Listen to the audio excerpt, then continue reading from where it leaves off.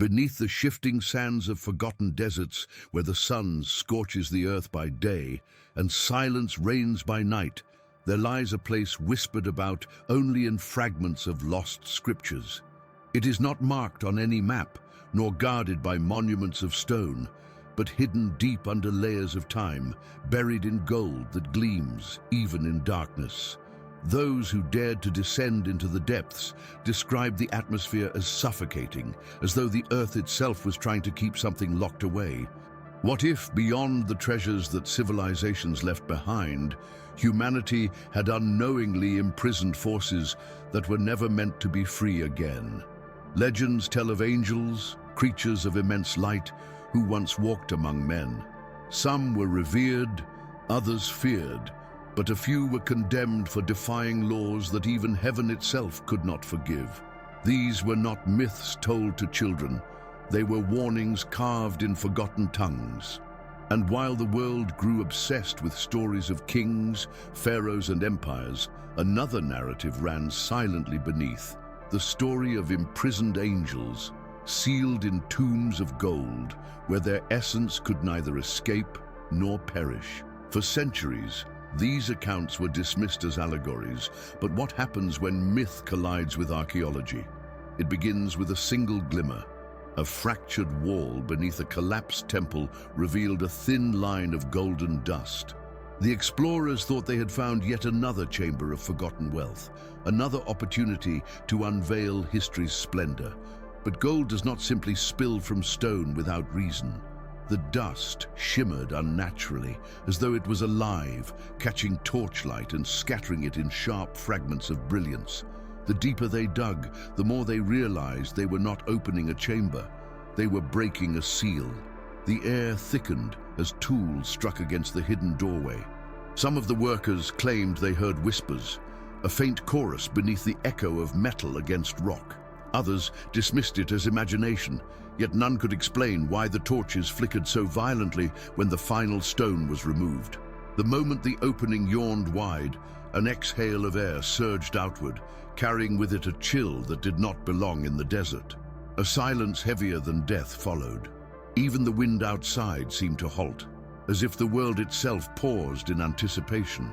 Inside, a chamber glowed faintly, not from torches, but from its own walls, coated entirely in layers of beaten gold. Unlike the ornate treasures of kings, this was not crafted for beauty. It was functional, oppressive, sealing the space in blinding metal that reflected every shadow. At its center lay shapes, massive and bound, as though the gold itself had been molded not to decorate, but to imprison. It was not a tomb for men, it was a prison for something greater. And as the explorers stood frozen in awe and terror, one question echoed in every mind. What had been locked away here for centuries, and why had mankind been warned never to open it? Long before modern empires rose and fell, before maps charted every corner of the world, ancient civilizations guarded knowledge that today survives only in fragments of myth. Across different cultures, Sumerian, Egyptian, Hebrew, and even in obscure Gnostic texts, there are whispers of beings cast out of heaven, bound not by mortal chains, but by metals and seals imbued with divine authority. These stories, scattered across continents, speak of the same theme: luminous figures whose rebellion carried a cost so great that they were condemned not to die, but to remain imprisoned until the end of time. The ancient scribes wrote carefully, embedding warnings within their words. In the apocryphal Book of Enoch, for example, the Watchers, angels who descended to mingle with humanity, were bound and sealed beneath mountains, waiting for judgment. In Mesopotamian myths, shining beings were cast into the underworld, hidden beneath treasures so dazzling that no mortal would dare disturb them. And in certain Egyptian inscriptions, scholars note references to prisoners of the sun, whose very light was trapped inside chambers adorned with gold. Gold, they believed, was not merely wealth, it was the perfect mirror, reflecting divine energy and preventing it from escaping. It is no coincidence that gold has carried such spiritual weight across history. While kings hoarded it for crowns and ornaments, priests and mystics saw it differently, as a living metal, incorruptible, eternal, capable of binding what could not otherwise be contained. The ancients believed that gold resonated with celestial power, creating barriers not just physical, but spiritual. To line a tomb with gold was not always an act of opulence.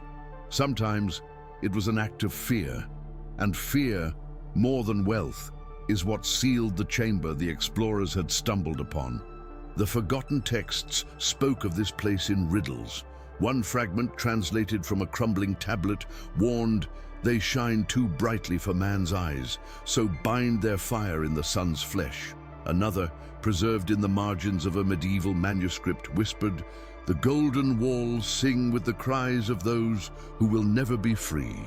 These warnings, scattered and often dismissed as poetry, seem now to point toward a single terrible truth, that somewhere, in the depths of the earth, an eternal prison had been constructed, where celestial rebels were entombed, not with reverence, but with dread. Generations forgot. Wars destroyed libraries, rulers burned heretical scrolls, and myths became bedtime stories stripped of their original terror. Yet the memory never vanished completely. In remote monasteries, whispers of imprisoned angels persisted. In desert caravans, old traders repeated tales of glowing figures locked in treasure chambers. Even conquistadors and explorers, centuries later, wrote in their journals about rumors of golden tombs that were cursed rather than sacred. History dismissed them as exaggerations. But the explorers who now stood inside that chamber of gold realized too late that myth was sometimes more reliable than reason. The forgotten context was resurfacing. Every culture that had warned of it seemed to converge in this one place. And the question pressed harder with every heartbeat in that blinding golden chamber. Had humanity just undone a seal meant to last until the end of days? They were not the angels of soft paintings or gentle hymns, nor the radiant messengers that medieval artists would later depict with halos and wings. The ones spoken of in ancient writings were beings of immense power, dazzling in form, yet terrifying in presence. Descriptions varied. Some called them the Watchers, others the Shining Ones, and still others spoke of them simply as those who descended. They were said to have crossed a boundary forbidden even to divine beings, stepping into the realm of humanity not to protect, but to interfere. The stories agree on one thing: these angels defied the laws of heaven. Some gave forbidden knowledge to humankind, teaching them how to shape metals, call down storms, or read the stars with unnatural precision. Others mingled with mortals, desiring what was not theirs to touch, and from their union came offspring described as giants, warriors of renown, but also as abominations that disrupted the balance of creation. The rebellion was not open war, but a subtle corruption, an unraveling of order. And for this, the sentence was not death. Death, after all, would have released their essence back into the eternal. Instead, they were condemned to an existence of containment. The imprisonments were brutal, not of chains, but of elements themselves. In some accounts, angels were bound in iron beneath mountains, but the most feared were those sealed in gold, because gold was not merely metal, it was the flesh of the sun, an eternal cage that mirrored their brilliance and kept it turned inward, suffocating their light. They were forced to shine only for themselves, locked in radiant prisons that became tombs. To mortals, such chambers looked like treasure beyond measure. To the angels within, they were nothing less than eternal cells. Ancient mystics whispered that these beings never lost their awareness. They remained conscious, waiting, listening through the walls of gold. Their punishment was not silence, but the torment of endless time. They sleep, but do not dream, one forgotten text says, and when they stir, the earth itself trembles. Some traditions even suggested that humanity's greatest fears, plagues, wars, sudden madness, were echoes of these imprisoned ones pressing against their cages. To release them would not merely be to unleash beings of light, but to awaken resentments buried for thousands of years. The explorers who stood before the Golden Chamber had no way of knowing the full weight of what they had touched. Yet their presence, their intrusion, fit perfectly into the warnings. In breaking the seal, they had not simply uncovered history, they had brushed against a sentence decreed in the highest courts of the cosmos. And if the angels inside had indeed remained aware all this time, then the intrusion was not discovery, it was provocation. The question that lingered, heavy and unspoken, was this: were these truly fallen angels, punished for corruption, or were they something else entirely? Beings mislabeled, misunderstood, locked away by forces afraid of their power. If gold had been their cage, perhaps the greatest fear was not that they were imprisoned, but that they were never meant to be released. The chamber was never meant to be found. Hidden beneath collapsed ruins, buried by centuries of sandstorms and shifting earth, it lay silent until the day curiosity pried it open. The expedition had begun as an ordinary archaeological survey, a quest for remnants of a forgotten dynasty. The explorers carried maps, chisels, and the certainty that they would return with artifacts destined for museums. Yet every step deeper into the ruins betrayed that assumption. The layout of the corridors was strange, almost labyrinthine, designed less to be walked and more to confuse intruders. Symbols carved into the walls grew sharper, more desperate, warning in languages long extinct. Do not awaken what sleeps. Do not trespass where heaven and earth once clashed. The deeper they went, the colder the air became.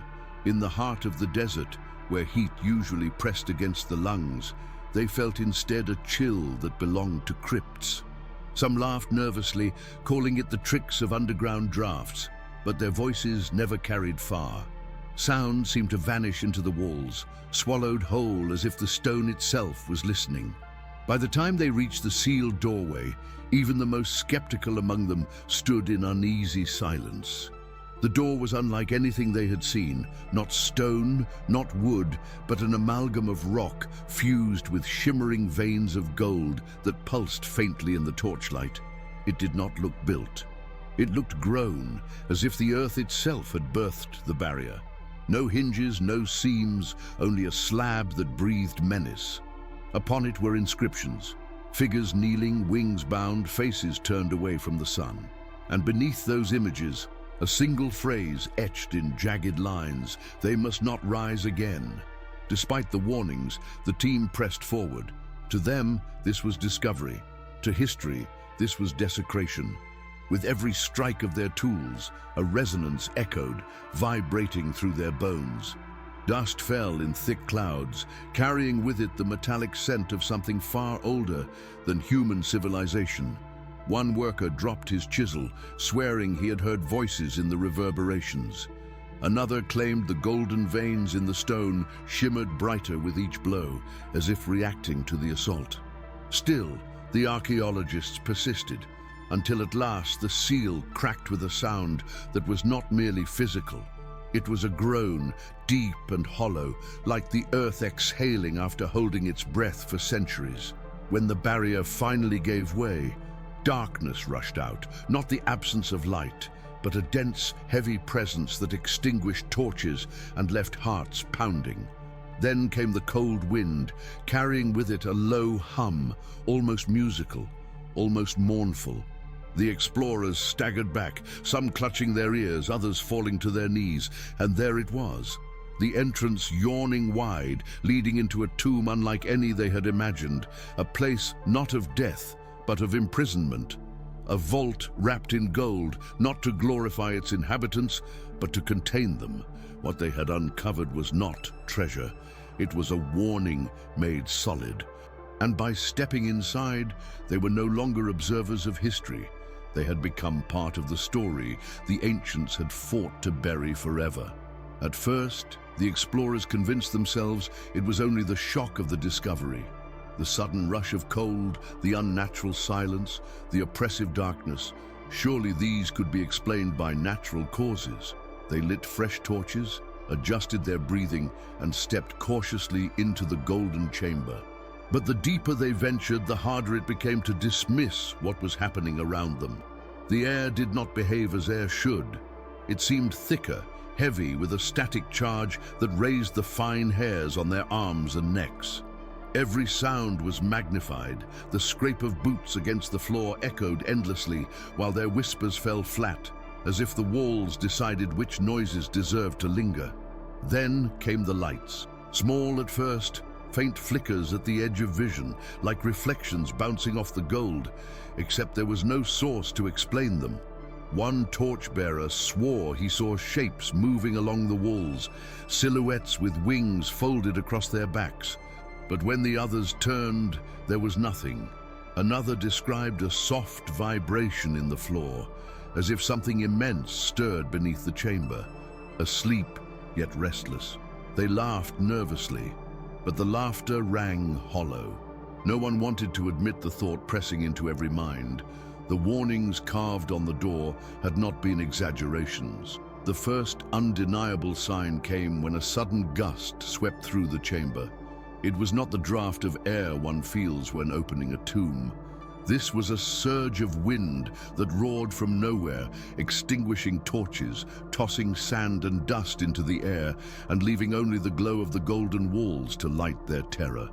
In that half-light, several of them swore they heard voices, a low, overlapping chorus, not in any human tongue, but in something ancient and resonant, vibrating in their chests. One explorer dropped to his knees, covering his ears, insisting that the voices were not just sounds, but commands pressing against his mind. The fear grew as objects began to behave strangely. Compasses spun uncontrollably, camera equipment malfunctioned, and even metal tools felt unnaturally heavy, as though pulled by unseen hands. A worker attempting to document the chamber found his pen bleeding ink across the page, forming shapes he did not recognize, words that others claimed matched fragments from ancient inscriptions. The golden walls reflected all of it, faces pale with dread, eyes wide, torchlight trembling. Yet at times, the reflections did not match the movements of those inside. They moved slightly out of sync, as if something or someone watched from the other side of the mirror. By now, silence had become impossible. Whispers and arguments filled the chamber, some begging to retreat, others too entranced to leave. The lead archaeologist, driven by pride and desperation, insisted they were on the verge of uncovering something monumental. But as the voices grew louder, as the flickers of light became almost human in form, everyone began to feel the same terrible certainty. They had not entered a tomb. They had entered a prison, and something inside was beginning to wake. Gold had always been considered a symbol of wealth, immortality, and divine favor. Civilizations across the globe fought, killed, and built empires in its name. But within this chamber, gold revealed a darker secret, one that had nothing to do with greed and everything to do with fear. Unlike the gilded treasures of kings or the ornamental masks buried with pharaohs, the gold here served no decorative purpose. It was not sculpted into statues, nor shaped into crowns. Instead, it covered every surface in suffocating layers, sealing walls, floors, and sarcophagi in a blinding prison of reflected light. It was as if the ancients had sought not to honor what lay inside, but to contain it at all costs. The explorers began to notice patterns hidden within the gold, etched so faintly they could only be seen under torchlight. Symbols stretched across the walls like chains woven into the very metal. They were not hieroglyphs, nor letters from any known alphabet, but intricate geometric designs that seemed to pulse when gazed upon too long. One scholar whispered that they resembled sigils of confinement, ritual markings designed to trap energy. Another reminded the group of alchemical traditions where gold was called the incorruptible metal, a vessel capable of holding spiritual fire without ever decaying. Perhaps this was why it had been chosen, not for its beauty, but for its endurance. Gold did not rust. Gold did not fade. Gold could hold light forever. Legends had always hinted at this hidden role. The Incas believed gold was the sweat of the sun. Medieval mystics claimed it resonated with divine essence. Even in biblical tradition, the Ark of the Covenant, built to hold God's presence, was lined with pure gold. Could it be that the ancients had discovered a terrifying truth? That gold was not merely sacred, but a tool of imprisonment. That beneath the lust for treasure, humanity had once used this metal to lock away forces too dangerous to roam free. As the explorers studied the chamber, unease grew. The golden walls, polished smooth, did not just reflect their faces, they distorted them. Eyes elongated, mouths twisted, features stretched until the reflections resembled something inhuman. When one of them touched the surface, the metal vibrated with a low hum, like the string of an invisible instrument. For a moment, the entire chamber seemed to resonate with the touch, and from deep within the walls came a faint, almost imperceptible sound, a heartbeat. Panic whispered at the edges of the group. Was the gold itself alive? Or was it simply transmitting what it had been designed to hold for millennia? The inscriptions outside had warned that this was no resting place. And now the explorers realized the true horror. The ancients had not hidden gold here to glorify their gods, but to bury their fears. Every gleam of light was a reminder of chains forged not of iron, but of brilliance. The chamber was not treasure. It was a cage of the sun's flesh, holding beings whose very radiance could burn the world if set free. And as their torches flickered, the explorers felt the walls throb again, as though the gold remembered what it was meant to contain, and was straining to hold it still. At the heart of the chamber, beyond the mirrored walls and oppressive silence, stood the true centerpiece, massive sarcophagi, each one molded entirely from gold. They were not adorned with the likeness of kings or marked with inscriptions of honor. Instead, their surfaces bore carvings of bound wings, twisted halos, and eyes turned downward in eternal shame. The explorers froze at the sight, realizing with chilling clarity that these were not tombs made to venerate the dead. They were prisons designed to bind the living. One of the archaeologists, trembling yet compelled, brushed away centuries of dust from a sarcophagus. Beneath the grime, words became visible, engraved in a script none could fully decipher. Yet the message was unmistakable, for its power transcended language. The inscription warned, "They shall not rise. He who opens their light will bind himself to their chains." The air thickened, pressing against their lungs, as if the chamber itself disapproved of their presence. Still, curiosity, fatal, irresistible curiosity, drove them forward. The leader of the expedition ordered the lid of the central sarcophagus to be examined. It took several men to pry at its edges, and with each attempt the chamber responded. Torches hissed and dimmed. The floor quivered. Somewhere in the distance, a low rumble answered their efforts, like thunder rolling beneath the earth. When at last the seal cracked, a burst of air erupted, not stale and ancient as one would expect, but cold and sharp, as if the breath of something still alive had been waiting for release. The explorers staggered back, covering their faces, but it was too late. The prison had been breached. Within, they saw no body in the usual sense, no mummified remains, no skeletal fragments. Instead, a shape of light and shadow writhed beneath translucent layers of gold leaf, as though the metal itself had fused with its captive. It pulsed faintly, flickering like a flame beneath glass, straining against its confinement. For a moment, every torch seemed to bend toward it, every shadow recoiling. The explorers felt it not with their eyes alone, but deep in their chests, a vibration that rattled their bones and whispered into their thoughts. It was not merely seen, it was felt, like a presence that recognized every soul in the room. Terror spread among them. Some cried out, insisting the sarcophagus must be resealed at once. Others, intoxicated by the vision, pressed closer, convinced they stood before a revelation that would rewrite human history. The chamber erupted into chaos, fear battling fascination, reason colliding with obsession. And then, Just as the shouting reached its peak, a single sound cut through everything. A whisper. It came from the golden prison itself, a wordless murmur that resonated in every language, understood by all though spoken by none. The explorers froze. They knew without doubt that the being within had stirred. What they did not yet understand was whether it sought freedom or vengeance. The moment marked the turning point of their discovery.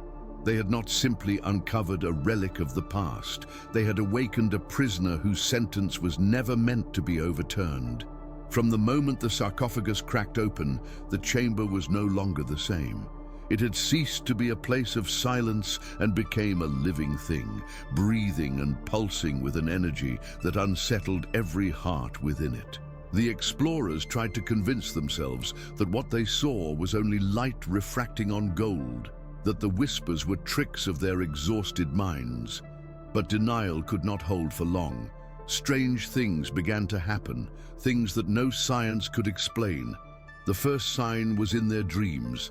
That very night, those who slept near the chamber awoke drenched in sweat, shaken by visions of winged figures towering above them. Some described them as radiant, others as monstrous, but all agreed on one detail: their eyes burned like molten gold.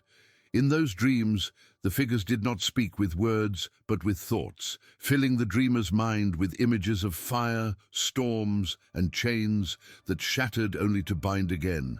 One man screamed in the dark, claiming he had been marked, branded by a searing hand that left no visible scar, but left his body trembling uncontrollably until dawn. By day, the manifestations grew worse. Tools vanished only to reappear bent and twisted, as if crushed by invisible weight. Electronic devices failed completely, screens flickering with symbols none recognized before going black. The air grew colder, even when the desert sun beat mercilessly overhead. Animals nearby refused to approach the excavation site, howling and fleeing as though sensing a predator that humans could not see. And the explorers themselves began to turn against one another. Fear, once whispered, now screamed between them. Some demanded they reseal the sarcophagus immediately. Others argued that what they had found was too monumental to abandon. Every argument ended with the same silence, broken only by the faint hum of the golden walls. Worse still were the shadows. At first, they appeared as distortions of torchlight, harmless tricks of the eye. But soon they began to move independently, stretching along the walls, elongating into forms that resembled wings folded tight. They shifted even when no light moved, and more than once an explorer swore he saw his own shadow detach, standing apart from his body before fading back into the gold. Panic spread quickly, for they could no longer trust even the ground beneath their feet. The leader of the expedition, consumed by obsession, dismissed the warnings. He claimed that fear had always accompanied discovery and that they were on the verge of rewriting human understanding of angels, mythology, and history itself. Yet behind his bravado, even he could not hide the tremor in his voice, nor the way his eyes lingered too long on the sarcophagus, as though it whispered to him alone. The consequences of their intrusion were no longer abstract. Something had awakened, and it was not content to remain silent. What had once been a chamber of gold now felt like a battlefield between reason and forces older than humanity itself. And deep in their bones, each explorer knew the true price of discovery had only just begun to reveal itself. As the days passed, the weight of the discovery pressed harder on the minds of the explorers. No longer was the golden chamber simply an archaeological marvel. It had become a mirror reflecting humanity's oldest fears. The prisoners within, whether angels or something else entirely, embodied a question that had haunted mankind since the dawn of time. What happens when light itself is corrupted? And perhaps more importantly, what if the ancients had known that even divine beings were not immune to downfall? The chamber seemed to whisper this truth. Every reflection in the gold distorted not only their faces, but their souls, showing fragments of themselves they wished to forget: ambition, greed, envy, and fear. It was as if the golden walls did not just hold the imprisoned angels, they revealed the chains that bound every human heart. The explorers began to ask themselves, quietly and with growing dread, whether these beings had been locked away because they were dangerous or because they were too much like us. One scholar suggested in a trembling voice that perhaps these angels had not been fallen in the way scriptures claimed. Perhaps they had been silenced not because of sin, but because of knowledge too powerful for mankind to bear. The forbidden teachings, metallurgy, astronomy, healing, and destruction, all gifts ascribed to these beings, were the very foundations of human civilization. Was it possible that humanity owed its progress to the imprisoned ones? And if so, were we not complicit in their punishment, inheritors of a knowledge bought by eternal chains? This thought alone split the group even further. Some saw the beings as cursed rebels, sealed away for crimes against creation. Others viewed them as martyrs, sacrificed to preserve the fragile order of the cosmos. Both sides, however, reached the same haunting conclusion. The tomb had not been meant to preserve memory, it had been meant to erase it. To open it was to undo a decision made by forces beyond comprehension. Standing in the chamber, one could no longer separate fear from fascination. The brilliance of the gold both blinded and revealed, leaving the explorers in a state of suspended belief. And as they lingered in that space, the reflections began to move again, not distorted now, but synchronized, as if the walls themselves had chosen to remind humanity of its place. Every flicker of light seemed to whisper the same unspoken warning: this was never yours to uncover. The reflection that weighed most heavily was not about angels at all, but about mankind. If the ancients had locked away celestial beings with such care, what did that say about us, their descendants, who had so recklessly undone the seal? Were we liberators, or were we fools prying open a wound that was never meant to heal? And as that question lingered heavier than gold itself, every man and woman in the chamber realized a truth too terrifying to speak aloud. Perhaps the angels had not been the only ones imprisoned here. Perhaps humanity, in its endless hunger for knowledge, was the true prisoner, and this discovery was only a mirror reflecting the chains we had forged for ourselves. The golden chamber now stood silent, but silence no longer meant peace. It was the silence of something watching, something waiting. The explorers had touched a truth that had been buried for centuries, and in doing so, they had crossed a threshold that could never be reversed. The sarcophagus, fractured but not fully opened, seemed to breathe faintly, as though the imprisoned one within had been stirred from endless slumber. The air itself carried a weight, and no one who entered would ever leave unchanged. They departed the site with hurried steps, yet none felt they had truly escaped. The voices lingered in dreams. The flickering shadows still followed at the edge of vision. Gold dust clung to their clothes and skin, shimmering unnaturally under the light, as though marking them forever as witnesses or accomplices. Even oceans and continents away, they would carry the chamber with them, etched not in photographs or artifacts, but in memory and in fear. For once awakened, some truths refused to sleep again. Whispers began to spread beyond the team. Authorities silenced reports, documents vanished, and official records spoke only of an unfinished excavation, abandoned for safety concerns. Yet beneath the surface, rumors thrived.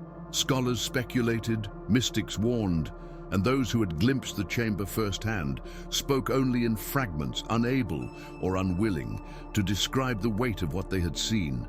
To them, it was not discovery, it was trespass, and trespass always demands a price. The deeper reflection was impossible to escape. Why had the ancients gone to such extremes to hide this prison? Were they protecting humanity from fallen angels? Or were they protecting the imprisoned from humanity's reckless hands? The question gnawed at the soul, refusing easy answers.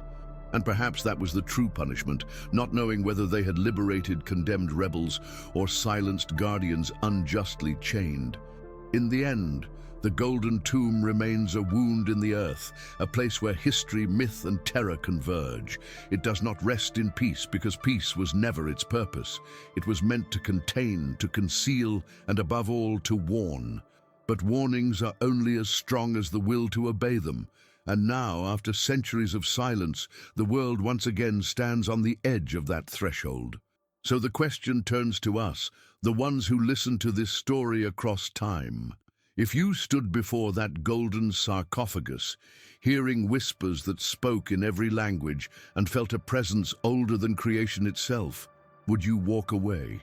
Or would curiosity, that eternal chain binding humanity, drive you to open what was never meant to be touched? For in the end, gold may shine with the promise of treasure, but sometimes its gleam is nothing more than the reflection of cages forged for angels. And when those cages crack, it is not only the imprisoned who awaken, it is the fears buried in mankind's heart for centuries.